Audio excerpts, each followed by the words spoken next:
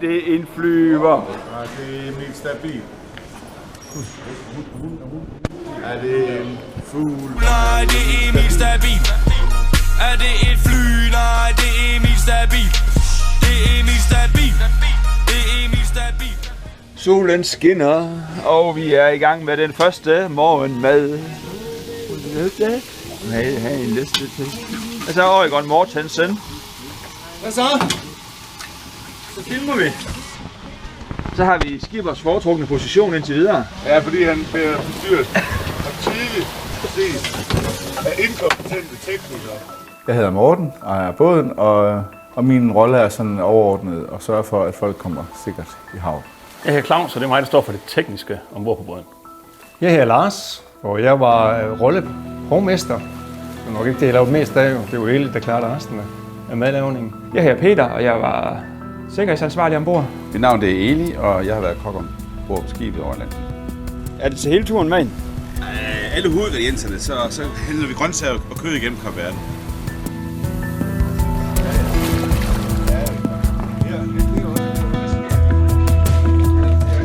Jamen Eli og jeg, vi har sat os sammen nogle aftener før vi tog afsted, eller et par måneder før, og kigget i nogle kogebøger og fundet ud af, hvad vi skulle lave.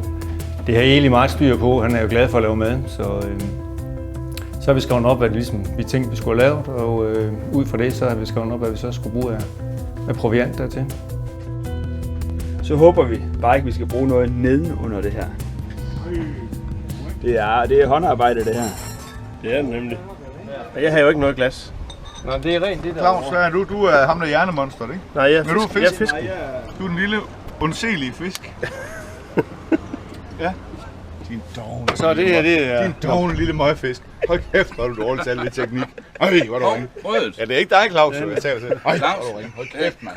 Møgfisk. Ja, ja. Så. Nu skal vi sætte i pille. Rigtig farvegang. Løbe, Lars. Vi er halv minut forsinket.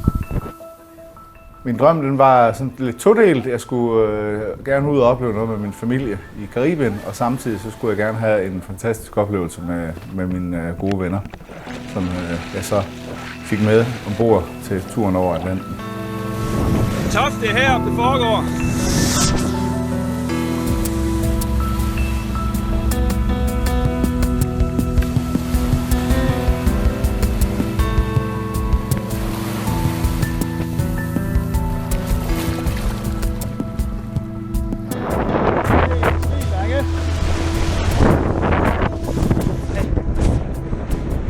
Eli han er det færøske islet, vi har med. Skibets kok og en dygtig en af slagsen. Meget, meget talende type normalvis. Det frygtede vi lidt forud. Det viste sig heldigvis ikke at være så slemt endda. Han var et meget, meget vigtigt led, som bandt os sammen turen lang, rent socialt, og i bund og grund en vidunderlig fyr her med. Det er så bare for dagens anden måltid, fordi i dag har vi jo allerede fået and eller baking, eller hvad var det hed? And med orientalske grøntsager og ris. Ja, og nu får vi så lige en lille aftenburger med lidt forskelligt, Inden vi kan sove. inden vi skal sove, så vi kan komme op og få nogle små snacks til natten og lækkert morgenmad igen. Heroppe sidder teknisk afdeling og stresser ud efter en lang og hård dag. Det er spændende. Og de er så i gang med at fiske. For gud ved hvilken gang. Vi har kigget mange bøger med forskellige fisk, vi skulle fange, og hvad der skulle bruges til at fange dem med. Og hver eneste morgen smed jeg den der skide krog i vandet, og hver eneste aften hævde jeg den ind igen i 3 uger, uden at fange noget. Smukt af havet. Og herude, så skal vi så se, om der er nogle andre både. Nej. Ja, det er vist nogle dage siden. Ja, men det var en lynpanorering, den der. Den går i en anden kategori. Har vi så på i nat? Ja, det er rigtigt. For første gang i 3 døgn, tror jeg det var. Hverdagen over Atlanten er faktisk røvkedelig for at se lige ud. Der sker ikke så meget. Altså det hænder, der kommer en fugl flyvende forbi, og ellers så er højdepunktet, når der er noget tank, der driver forbi, kan man sige, for sådan at sætte billede på. Så det der med at se en masse dyr og så videre, når vi er landnær, så ser vi typisk delfiner. og andre både, men når vi er ude på Atlanten, der, altså vi har jo 10 døgn over, hvor vi ikke så meget som en båd eller en flyver eller noget som helst. Så det meste af tiden går jo med at læse bøger, reparere tekniske ting og sager, vedligeholde skibet i det små og det store. At bølgerne bliver større, gør det faktisk ikke mere ubehageligt. Tværtimod næsten, fordi de bliver også længere, så det kan være værre at sejle Kattegat i Danmark, end det vi har sejlet i dybest set. Vi kunne jo minimere sejlene, så det passede til den vind, vi nu havde, og som sådan var der jo ikke fare på færre, men det var da en spændende start, kan man sige, for os alle sammen. Ja, det er Eli. Det er mig. Og det er solen. Stråler. Jeg tænkte, man nok kan regne ud, men alligevel. Det er vores første ø, São Vicente. Vi havde en rimelig hård tur de første 2 dage. Vi havde monster tømmermænd, det må jeg vist ikke sige, men det havde vi. Og der havde vi ret dårligt vejr. Og så kom vi til Kap Verde, og det ligner jo Færøerne, fordi der er ikke nogen der, hvor jeg kommer fra. Det eneste forskel er, at de der hvide næger, de er skiftet ud med sorte næger. Stor flyvefisk. Endnu en flyvefisk, der er landet her. Flyvefisk, de lugter ikke særlig godt.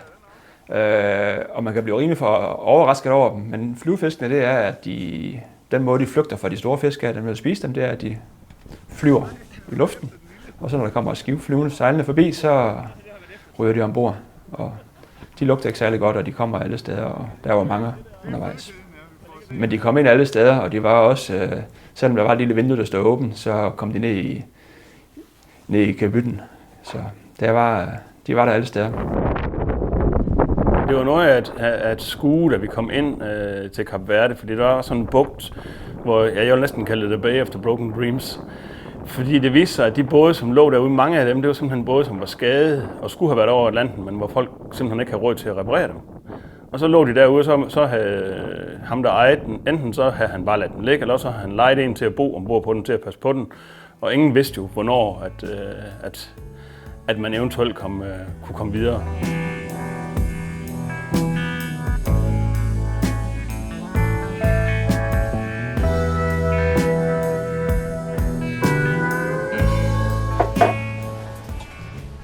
Jeg så de fleste af de her optagelser, de starter med at stå og kigge på kameraet, for lige at se, om det virker. Så er vi ankommet igen. Kap Verde. Høj sol og næsten stille vejr. Det mest stille, det har været på hele vores tur, siden vi forlod Tene. Stoppet i Kap Verde går ud på, at der har vi haft sådan et 5 døgn på havet, hvor vi ligesom kan se, jamen, hvad kan udstyret, og hvor meget går i stykker, og sådan. Så der har vi sådan et lidt større overblik over, også hvad spiser vi i løbet af 5 dage. Så det er egentlig de sidste tekniske reparationer og det sidste indkøb. Og så grunden til, at man går til Kap Verde, er jo typisk også for at komme ned og fange passatvinden, fordi den er rimelig stabil, når man kommer så langt sydpå. Så det var sådan den ene ting, og den anden ting, det var jo, at Eli og Lars, de var på markedet og så videre for fat i grøntsager, og det sidste ferske kød, som vi så skulle have med. Vi endte lige pludselig på et grøntsagsmarked med alt muligt lækkert i, så vi fik handlet godt og grundigt ind. Men vi fik skæld ud af de andre, fordi de mente absolut, at vi ikke havde nok mad, fordi de havde jo set kurs på fjerne kyster, de havde jo købt for alt for mange penge jo, og vi har jo kun købt for en tredjedel, jeg tror det var 4.000 kroner, men der var længe rigeligt. Så vi blev sendt ud dagen efter for at købe endnu mere. Bare for at købe noget. Lars, Buster Oregon Mortensen, har styr på logistikken. Han ved, hvor stumperne er. Han ved, at han kan pakke dem. Og han ved, hvordan det fungerer. Og hvis du spørger efter en cola, så ved han, hvor den er. Hvad så, drenge? Har I styr på jeres forår her? Vi smiler. Smiler alle sammen. Hej, hej. Hej, hej Peter. Hej, hej. Så prøv simpelthen ikke, kan blive deroppe nu. Hej.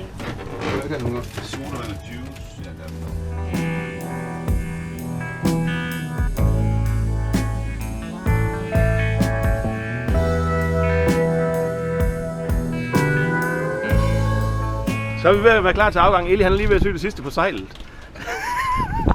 Det er bindevejs sivstil. Vi tog fejl, jo kun en bukser. Så er vi på vej igen.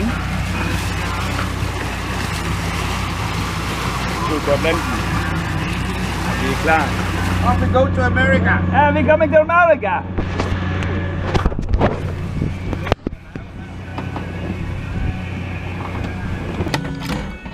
Så har vi lidt opbevaring her, så har vi vores printe, køkkenet, hvor Eli han reagerer og laver hans dejlige mad.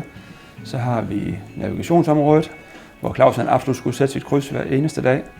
Med vores GPS der. Vi går ind i forkahytten, hvor Claus og mig vi lå og sov, ikke nødvendigvis på samme tid, men vi delte sengen, og det var hyggeligt. Så går vi lige rundt om hjørnet, så har vi vores badeværelse med bruseren, som kun blev brugt nogle få gange. Jeg skal ikke fortælle om, hvordan det var at gå på toilet ombord, men går vi tilbage af, og vi kigger henad igennem, og her til på venstre side, der har vi hytten, hvor Morten skipper sov, og over til højre, hvor Buster lå og sov inde. Vi er på vej op til cockpittet. Der har vi drengene op.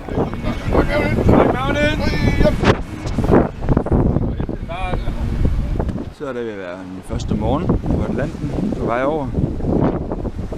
Og det har været lidt uroligt nat. Vi har været oppe og lave storen, fordi det blæste meget, der kommer der regnbyer. Men nu ser det hele fint ud igen. Fantastisk. Solopgang. Men vi mangler stadig det der med at fange nogle fisk. Det kommer nok. Ja, det her det bliver så vores familiealter her i december, hvor vi skal se en julekalender fra 1991. Det er et rimelig nostalgisk crew, vi har ombord her. Men her har vi Elis grøntsager. Man tror, nu er vi næsten i land, men det er vi faktisk ikke. Vi er lige startet. Så han forstår finplanlæg, og vi er faktisk ved at være der, hvor vi tror på. Han er en sindssygt dygtig kok, det skal han have. Og så har vi Lars her, en sjælden gæst på broen. Han har sovet rigtig meget herinde det sidste stykke tid. Og der har vi Tech Crew, der gør klar til natten. Der skiftes batterier i pandelygterne. Men den sidste pandelygte, den kan ikke. Og Tech Crew mangler som tidligere nogle forskellige teknologier. Et eller andet mangler der.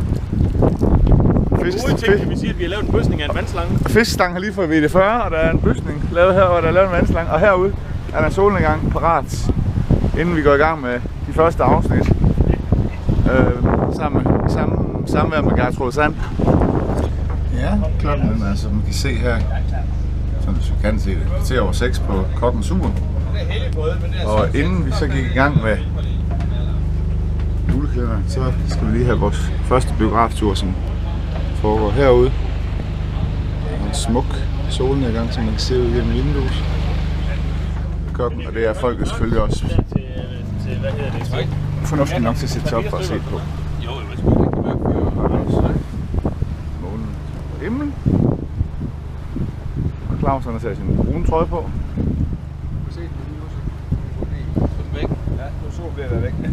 Nu er måske en dårlig der at vælge. Nej, nu bliver det lidt smukt. Om aftenen der så vi jo et par afsnit af lidt julekalender, og nogle gange der havde vi valgt en anden film, hvor vi så senere skulle se. Det var ikke altid, vi alle sammen deltog i det, fordi nogen skulle jo på nattevagt. Efterfølgende så gik man bare ned og sov der. Denne mystiske person i mørket. Laveneserne stiller op. Lider Gertrud Sand af telefonitis. Følg med i morgen.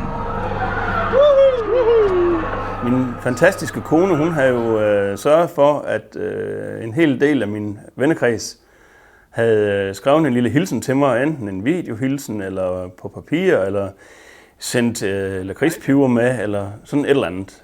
Og det var rigtig, rigtig skægt. Det fungerer som en julekalender, så det var faktisk helt fra den 1. december og så ind til den 24.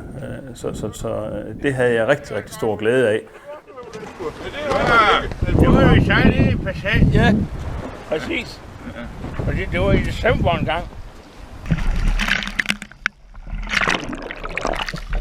Det var en lidt speciel følelse i, at man tænker, der er langt væk. Altså man er midt ude i ingenting.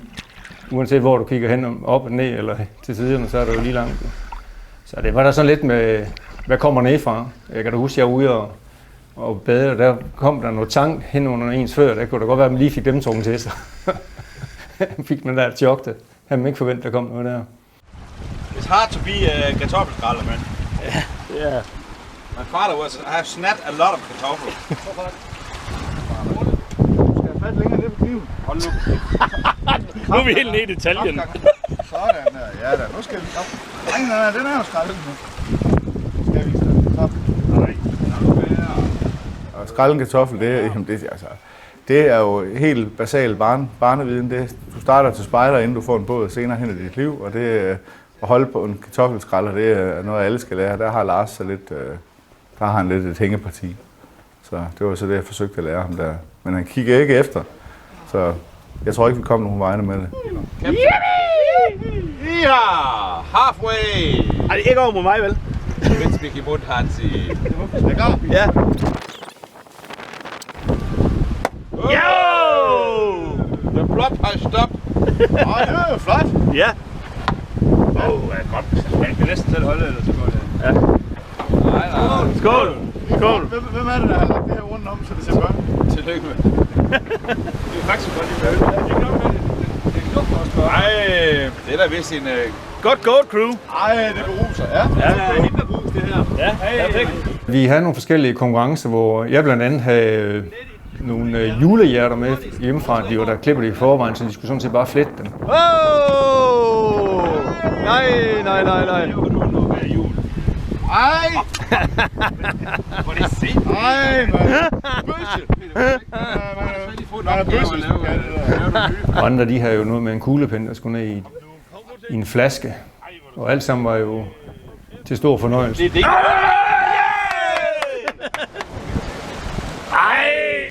Sætter du den? Så skal de hænder op for. Nej! På sidste plads, der har vi Lars Mikkelsen. 36,5. På første plads, der har vi Skipper. Det er Højby. 6,25 sekunder. Jeg vil godt have lov at sige, at sjældent vil jeg rose af folk, og meget, meget sjældent rose af Eli. Faktisk tror jeg aldrig, jeg har gjort det, men det vil jeg meget gerne have lov at gøre. Manden, han står her og tilbereder et 3-retters festfur til vores midtvejsfest. Samtidig med, at derude, der blæser det cirka 15 sekundmeter. Så manden, han flyver rundt og får vabler, og han får hård hud på hofterne. Vil du vise det? Ja, men står der ikke. Så står han og slår sig der. Jeg brændte mig rigtig mange gange, og slog mig rigtig mange gange. Og når det er mest de der hurtige bevægelser, som er i en båd, ikke?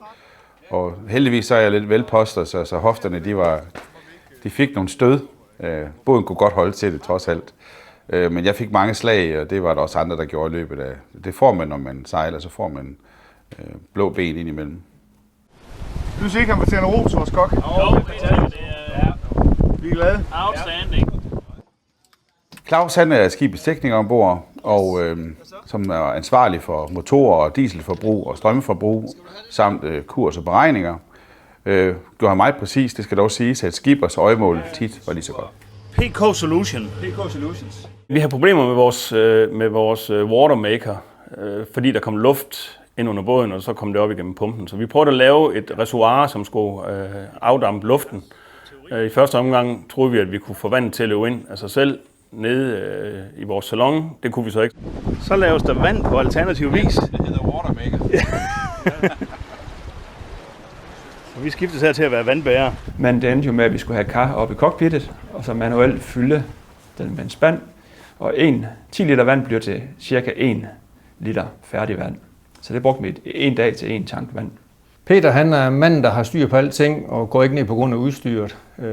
Lige fra sikkerhedsliner til mad, hvis vi ikke kunne lave andet end en overlevelsesmad. Der har vi Peter. Så har vi repareringen af sejl. Systemet gik i stykker for os flere gange, så det blev repareret med en halv colaflaske og en masse tape, så gaffatape og elstrips, der kommer man langt. Vi har kun de ting, der er med, og sådan er det jo, så det er med at finde løsningen. Jamen, genakkeren, det er et stort sådan halv ballonsejl, som man bruger, når du har vinden sådan meget bag inden for båden. Morten, vores skipper, han er jo en herlig person, som altid kan lave en fix beregning på alting. Altid lige kan udtænke en ny model, en ny plan. Og som regel, så lykkes det.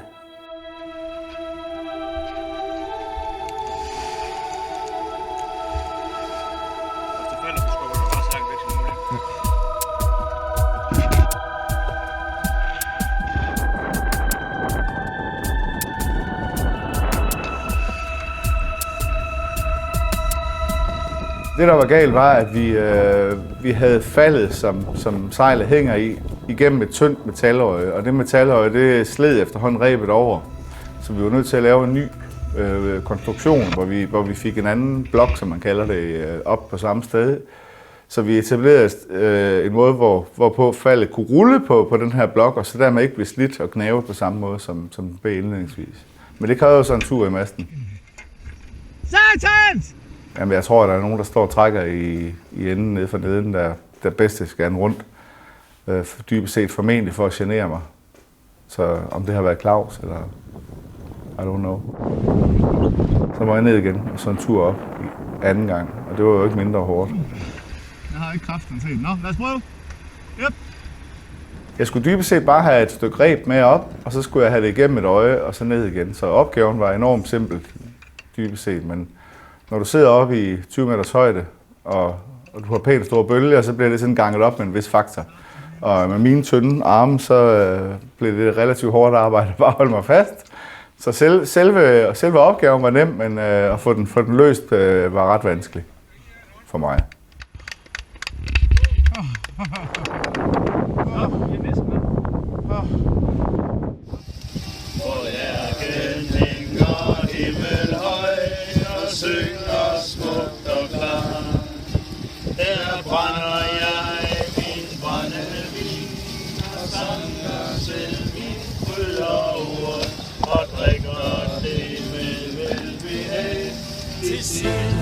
Og hjemmebag. Jeg er skabt til åbne vidder, der ved havet vil jeg bo.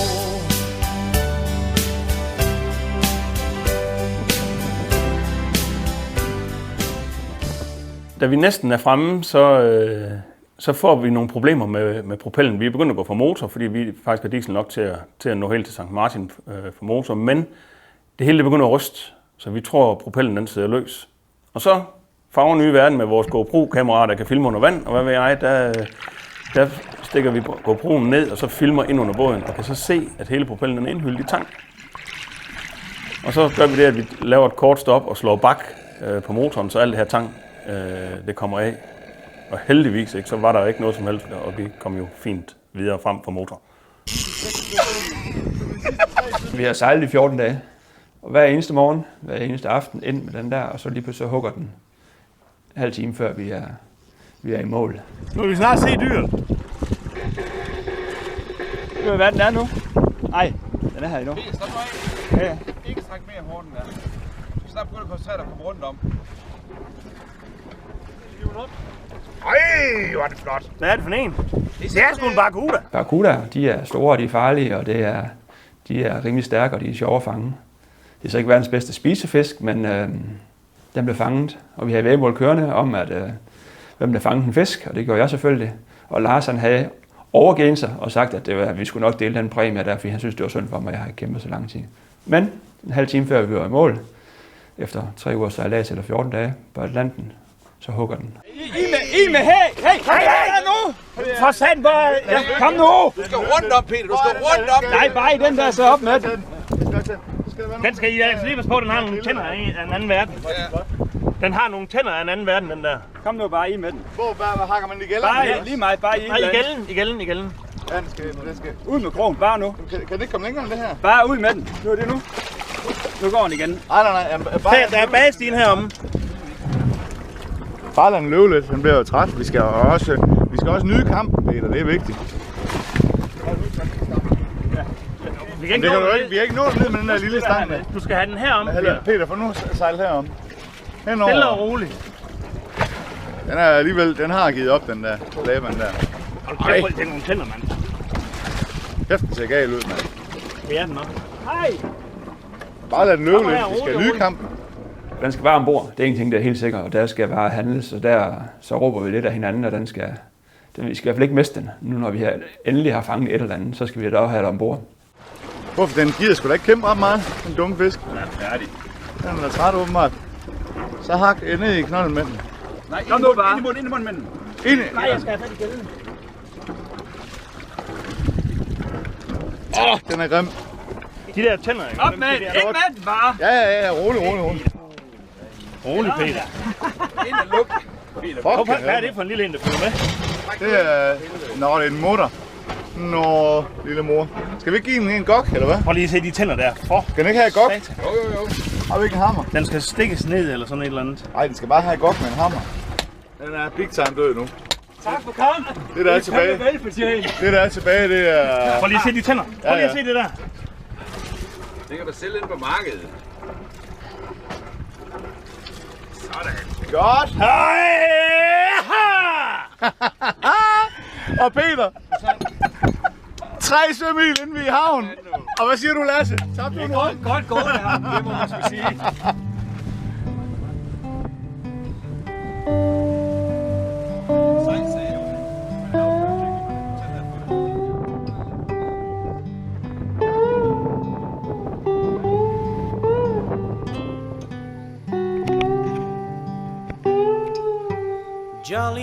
Det er det varmeste, I nogensinde har oplevet. Nej, det har du ikke. Jeg giver Lars ret, det er pissegodt.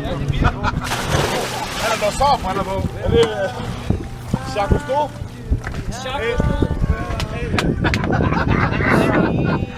Blå briller og gul hår.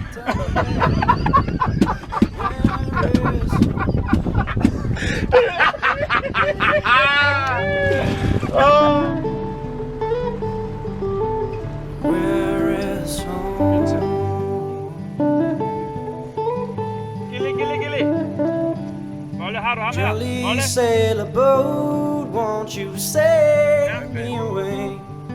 'Cause I am so tied up with things.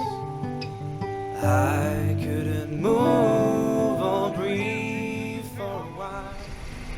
We're happy. We are happy. Eli? Vi drikker mor. Hvorfor er der skælder, mor? Hvem er skælder? Fordi Peter har fået en fucking fantastic fucking fisk!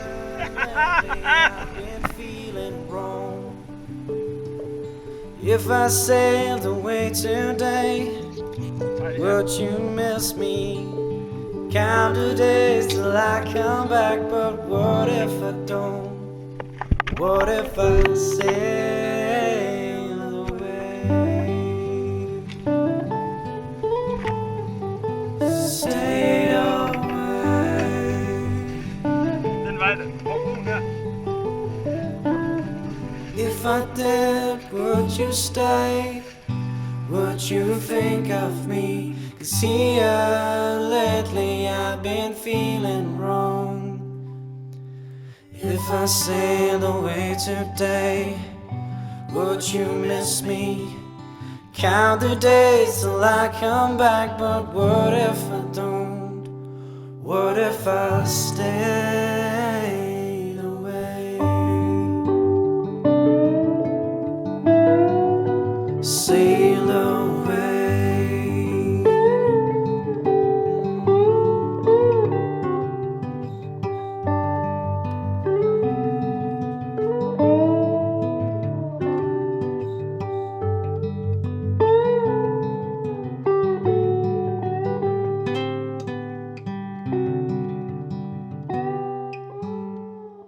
Det bedste ved turen, det var i hvert fald på top 3, vil jeg sige, kommer den afslutningsfest, vi holdt på Tenerife, hvor vi havde det rigtig morsomt. Og det næste, så skal man jo nærmest også sige, at Peters Barracuda, som vi fik fanget til sidst. Vi havde jo nogle forskellige væddemål undervejs, og Peter han endte med at vinde en flaske rom over Lars 3 sømil, inden vi kom i land, og det var jo så også ret morsomt. Og så havde vi jo, man kan sige, nattevagterne sidder under stjernerne i badebukser nat efter nat. Det var for vildt. Den bedste oplevelse, det er noget, man planlægger i 3 år, eller har vidst i 3 år, og så lige pludselig så er det der. Og så har du måned fri, hvor du ved bare, at du skal sejle den tur. Og så hele kammeratskabet ombord og hele setup'et, det har været helt perfekt. Vi er forskellige mennesker på en meget lille plads.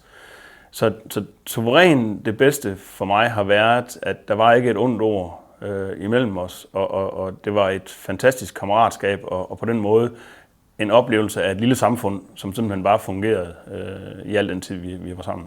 Det har været den største oplevelse i at være ude og rejse på den der måde. Der. Altså jeg kan ikke sige noget specielt, at der har været noget, der er bedre end andre. Det her skulle være det hele, der var lige godt. Vi har kendt hinanden, på nær lige Claus, ikke også, men vi har kendt hinanden, siden vi var 15-16 år. Og vi er vidt forskellige som mennesker og personer, og jeg tror nok, den største frygt, vi alle sammen havde, det var, at det gik galt mellem os. Altså, at der kom splid eller et eller andet. Og det er faktisk, det var en rigtig, rigtig positiv oplevelse, at det har været så, at kammeratskabet blev så godt, som det blev, også bagefter.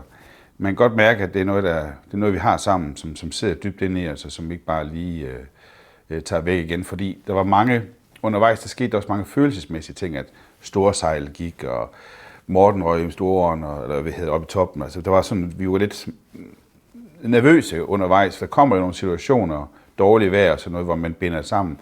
Og de der oplevelser, de binder kammeratskabet yderligere sammen. Så hvis der har været nogle knaster, eller så bliver de i hvert fald filet af. Og i dag, der kan vi sagtens mærke, at det her styrke kammeratskabet.